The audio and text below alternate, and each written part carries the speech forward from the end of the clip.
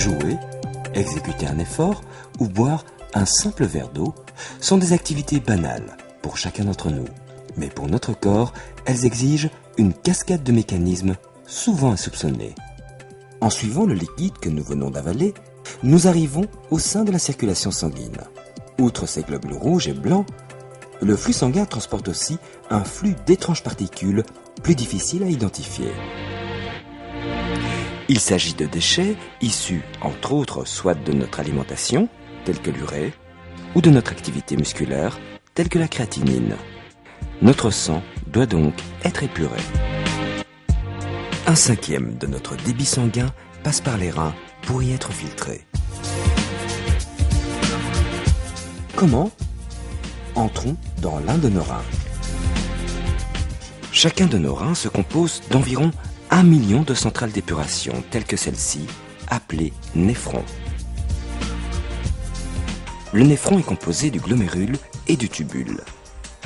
Le glomérule est une pelote de petits vaisseaux sanguins permettant à une série de déchets tels que la créatinine et l'urée, que nous avons vus précédemment, de quitter le sang. Ces déchets passent dans le tubule rénal qui modifie la composition du liquide filtré pour aboutir à l'urine. L'urine quitte le rein par un canal nommé ureter et se déverse alors dans la vessie pour être ensuite définitivement éliminé. Le sang purifié par contre se dirige alors vers le cœur. Nous venons de découvrir 2 fonctions essentielles assurées par nos reins. D'une part, la filtration du sang et la production d'urine afin d'éliminer les déchets, mais d'autre part, nos reins régulent aussi la quantité de liquide circulant dans notre corps.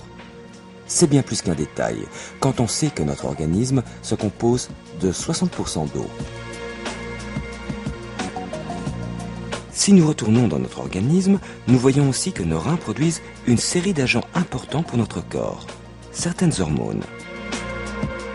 Par exemple, la rénine, une hormone très importante pour réguler la pression du sang dans nos artères. D'autre part, nos reins produisent également l'érythropoïétine, ou EPO. Cette hormone stimule la production de nouveaux globules rouges, qui sont chargés de transporter l'oxygène, le carburant de notre corps. Leur carence peut donc entraîner de la faiblesse et une fatigue. Enfin, nos reins se chargent aussi d'activer la vitamine D, qui favorise l'absorption du calcium, indispensable notamment pour nos os.